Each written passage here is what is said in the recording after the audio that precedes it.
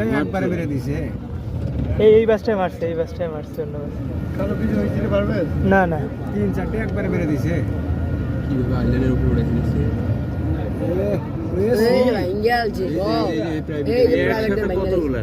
আল্লাহ কয়টা গাড়ি অ্যাক্সিডেন্ট করছে 3-4টে গাড়ি একবারে মারি দিয়েছে। এত স্পিডে একটা মারছে একটা লেগে সব